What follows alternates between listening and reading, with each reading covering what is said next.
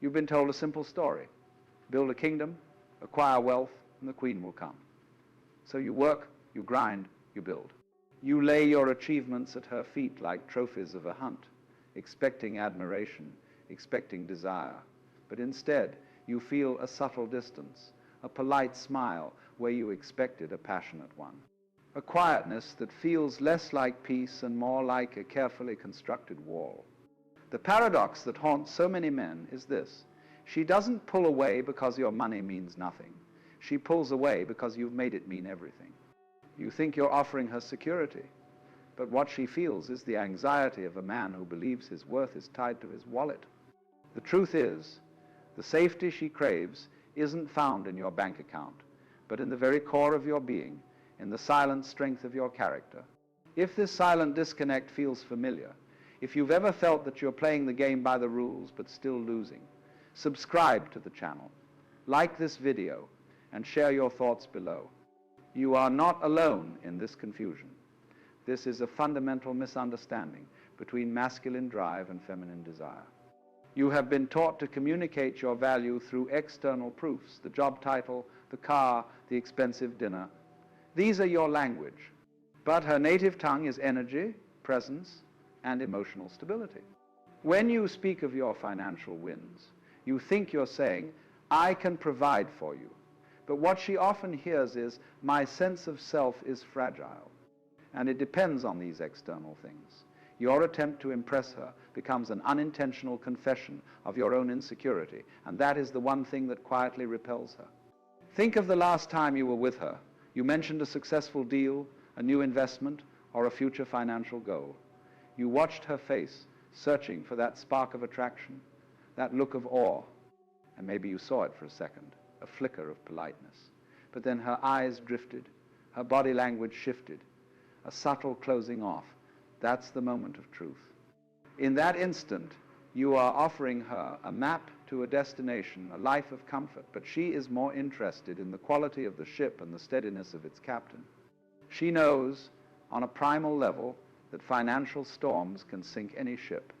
What she is subconsciously assessing is not the cargo you carry, but whether you are the kind of man who can navigate the storm with or without it.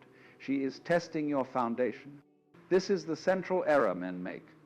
We try to use a logical, material currency money to purchase an illogical emotional state, her deep, unwavering trust and attraction. It's like trying to use a key on the wrong lock. You are presenting the fruit, believing it's what she wants, when she is actually assessing the health and strength of the tree itself. Your focus on providing the symbols of your success reveals that you misunderstand the source of true masculine power. She is not investing in your portfolio, she is investing in your character. And until you understand the four invisible assets that signal this inner strength, you will continue to feel that baffling, cold distance, no matter how much warmth your money can buy. We are about to decode the assets that truly matter. You have been sold a beautiful and devastating lie. The lie is that your kingdom will attract the queen. So you build, you stack your victories like stones in a castle wall, believing that the higher the walls, the more she will desire what's inside. You present your latest success, a promotion, a market win, a new acquisition, and you wait for her eyes to light up with that primal fire of admiration. Instead, you get a polite nod, a soft, distant smile. Her attention drifts to something across the room, and the air between you grows colder. You feel the sting of confusion. Why isn't this working? The lie you believe is that her distance means your offering isn't enough. The devastating truth is that your very act of offering it as a centerpiece is what pushes her away. You are showing her the prize, but she is looking for the man who doesn't need to. This is the fundamental miscalculation. You believe you are demonstrating strength, but what you are actually broadcasting is a deep-seated anxiety. Your constant need to articulate your financial worth is a confession. It confesses that you believe your value is conditional, tied to the numbers in your account. She doesn't hear, I am a successful man. She hears, I am a man who is terrified of being unsuccessful. She feels the subtle tremor of insecurity beneath the confident words. Her instincts, honed over millennia to detect true stability, are not assessing your portfolio. They are assessing the foundation upon which that portfolio was built. Is it solid rock or is it sand? When you lead with your money, you inadvertently tell her your foundation is sand, and that is a risk her spirit simply cannot take. Think about the energy of it. When you present your success as a bid for her attraction, the interaction becomes transactional. It is an unspoken negotiation. Here is my provision, now give me your admiration. Here is my security, now give me your desire. This energy of exchange feels like pressure to her. It robs the moment of its organic nature. Attraction cannot be negotiated. It can only be inspired. A woman is drawn to a man whose value is self-evident, who doesn't need to put it on the table for her inspection. His worth is in his presence, in the calm certainty of his movements, in the steady, unwavering focus of his gaze. Your attempt to prove your power is the very thing that makes you leak it. You're trying to buy something that is meant to be freely given, and she can feel that desperation. You've seen this before, haven't you? That quiet moment when her mind seems to be somewhere else. Her silence is not emptiness, it is an audit. Her feminine core is conducting a deep, subconscious stress test. She is listening past your words. She is feeling for the emotional bedrock beneath them. When you talk about your fear of the market dipping or the pressure to perform, you think you are sharing your world with her. But what she senses is a man whose inner peace is tied to external circumstances. She is subconsciously asking the most important question of all. If all of this disappeared tomorrow, who would this man be? If the answer she feels is a broken man, her attraction will wither on the vine. She is not a gold digger for sensing this. She is a survivor. This misunderstanding creates a vicious cycle. You sense her pulling away, and your ingrained belief system screams that you must not be offering enough. So what do? You double down. You plan a more expensive date. You buy a more extravagant gift. You talk about an even bigger financial goal on the horizon.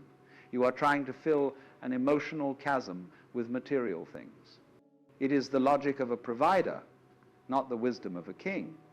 Each attempt to win her back with a demonstration of wealth only validates her initial instinctual reading of you. You are chasing her with currency, proving that you believe it is the source of your power. And the more you chase, the more you confirm her suspicion that without it you would have nothing left to offer.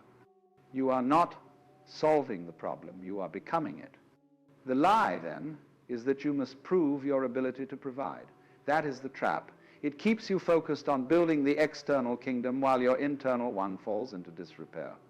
You have been taught to display the fruits of your labor, but she is only ever truly interested in the strength of the tree itself. A woman doesn't fall in love with a man's bank account. She falls in love with the unshakable character of the man who built it. She is drawn to the energy, the discipline, the resilience, and the purpose that made the money possible in the first place. You have been staring at the shadow on the wall, believing it holds all the power, when the real source of attraction has been the man standing in the light all along. And that man possesses assets far more valuable than anything money can buy. The truth is, her withdrawal is not a judgment on your success, but a test of your attachment to it. When she goes quiet as you speak of your financial wins, she is not bored or unimpressed. She is listening. She is conducting a deep, instinctual audit of your soul, trying to locate the source of your identity. Her silence is a question she would never dare ask aloud. If you lost all of this tomorrow, what would be left of you? She is looking past the symbols of your power to find the source of it.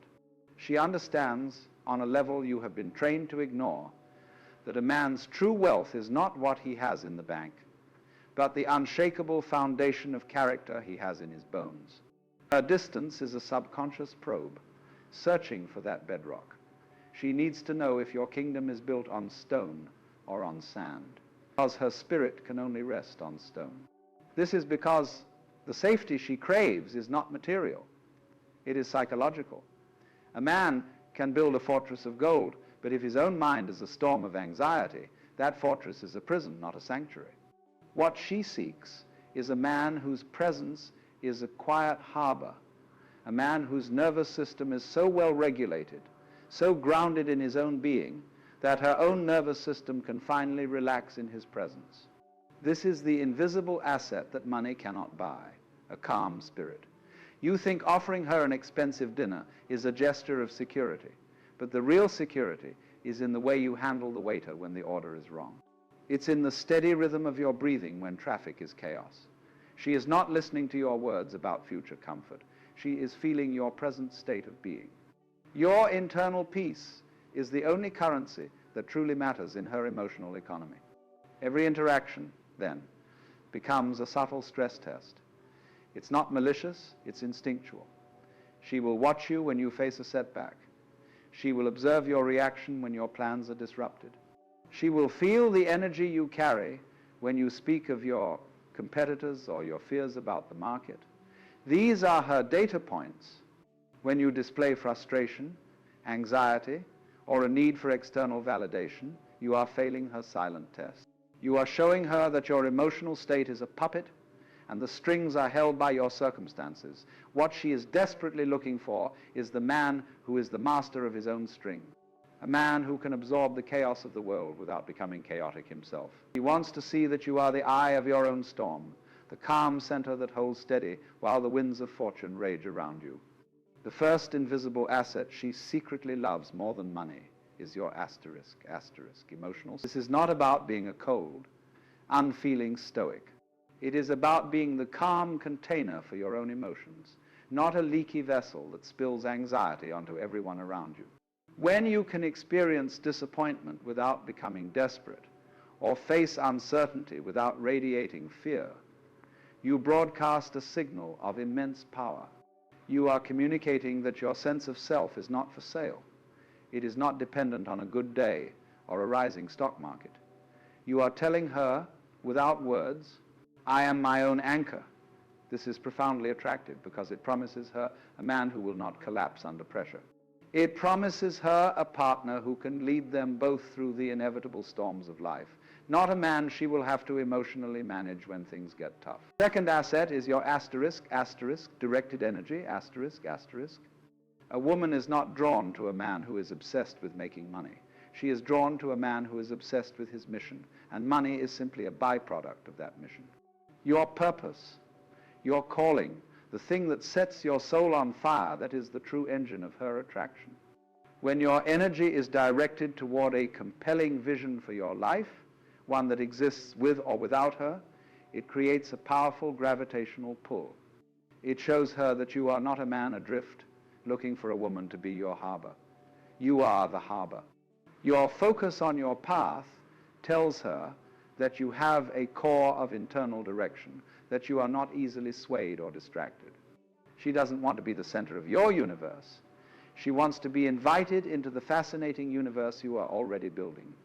This combination of self-control and purpose creates the very structure she needs to feel free. Think of it this way. You are the architect of the container. Your standards, your boundaries, your unwavering commitment to your path, these form the walls of the reality you share. When those walls are strong, predictable, and secure, she feels safe enough to unleash her full feminine energy within them. She can be soft, playful, chaotic, and vulnerable because she trusts that the container you have built will hold. When you chase her with money and validation, you are essentially asking her to be the container for your own insecurities. You are forcing her into a masculine role of judging your worth, which is the very thing that extinguishes her desire. You must provide the calm so she can provide the color. The third asset is your asterisk, social proof, but not in the way you think. It has nothing to do with being the loudest man at the party or having the most followers. It is the quiet, earned respect you command from other men. She watches this. She sees how other men defer to your judgment. She notices the way people listen when you speak, not because you are loud, but because your words have weight. This is an external verification of your internal character. It tells her that your competence and integrity are recognized by the world, so she doesn't have to be the sole judge.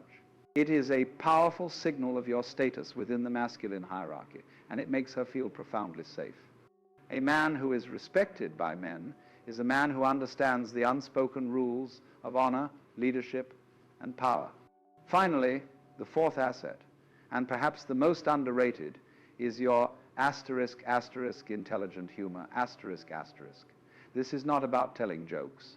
It is the ability to be playful in the face of adversity. It is the capacity to laugh at yourself, at the absurdity of a situation when things go wrong.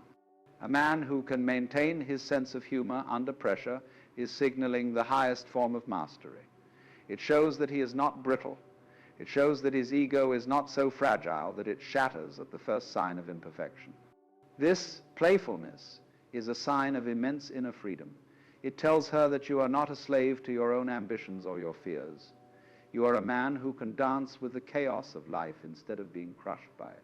This is the ultimate reassurance. It is the final proof that being with you will not be a burden, but an adventure. So you feel her pulling away. Her texts become shorter, the space between them longer. Her laughter doesn't quite reach her eyes anymore. The average man feels this shift as a direct threat to his ego. Panic sets in. His mind races, cataloging his recent actions, searching for the mistake. What did he do wrong? He reacts by leaning in harder, more texts, more questions. Is everything okay? He tries to solve her silence with noise, to fill the distance with proof of his worth, maybe by mentioning another win at work. This is the desperate energy of a man who believes her attention is something he must earn back, a prize he is about to lose. He treats the situation like a negotiation. He is failing, and his frantic attempts to regain control only serve to broadcast his deep-seated fear of abandonment. He is trying to fix an external symptom without understanding the internal cause of her withdrawal. The centered man, the man who understands these invisible assets, does the opposite. He feels the same shift, the same cold air entering the space between them, but he does not interpret it as a personal failure. He sees it simply as information. Her silence is not an attack, it is a test. It is a storm on her horizon, not his. So he becomes still. He does not chase. He does not demand an explanation. He gives her the one thing his anxious counterpart cannot: space.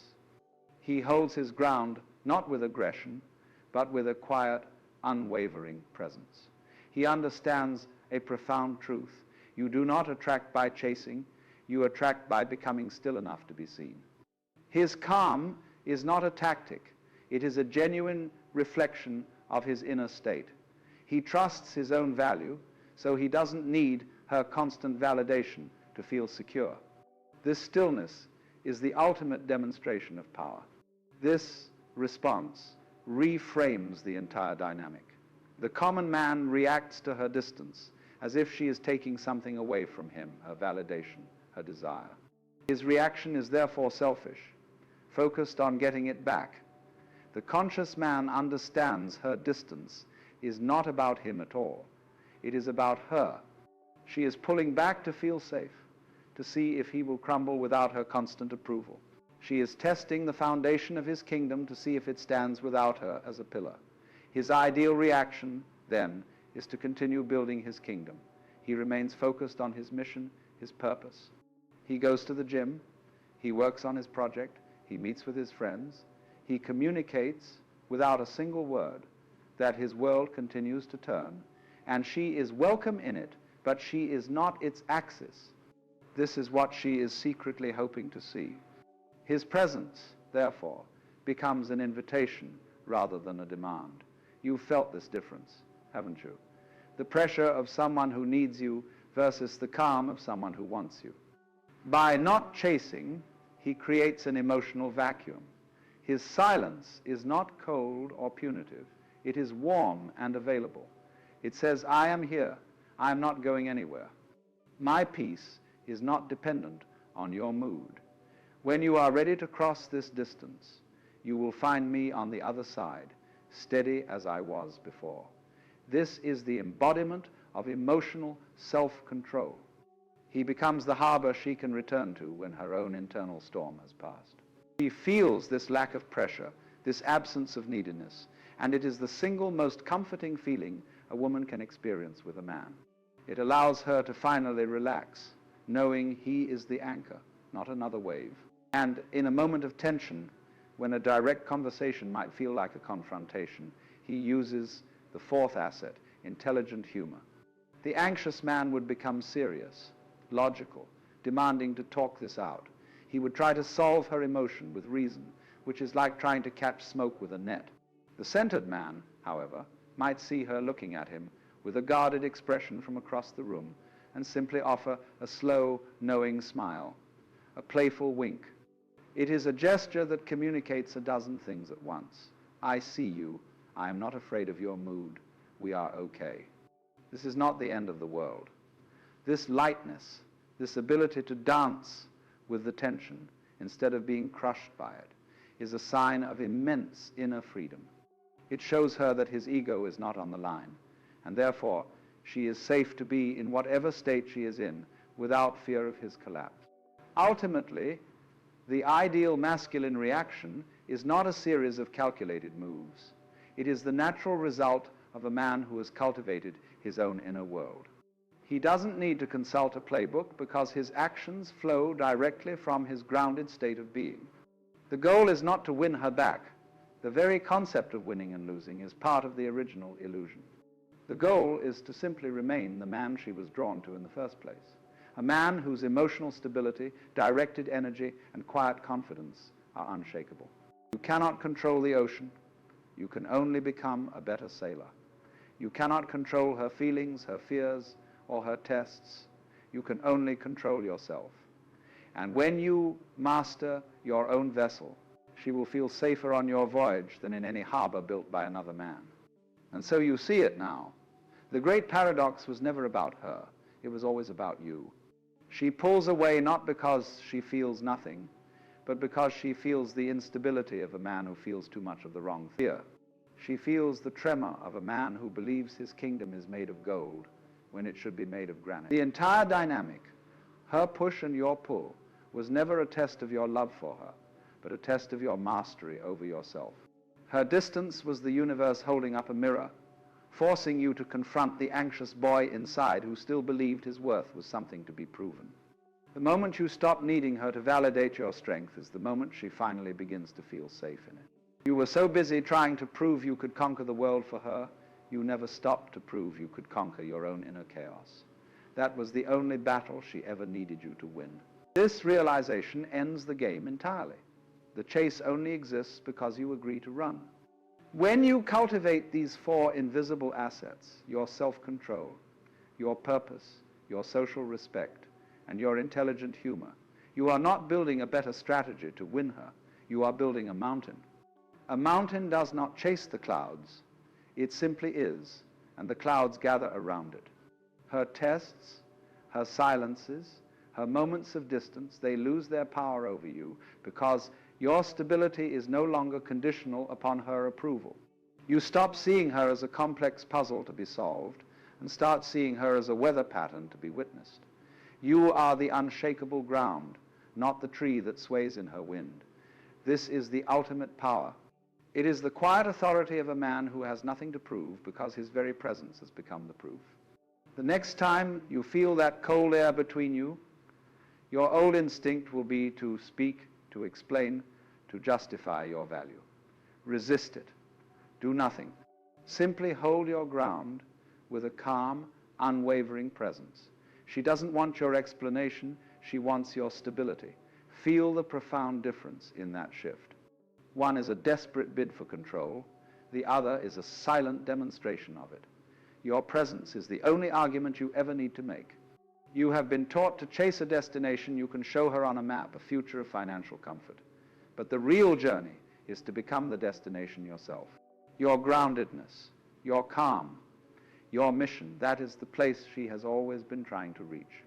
You stop trying to bring her into your world and realize that by mastering yourself, you become the world she wants to inhabit. The final truth, then, is the simplest one. This was never about decoding the feminine. It was always about encoding the masculine. Your frustration with her was merely a projection of your frustration with the parts of yourself that felt weak, conditional, and dependent on her validation.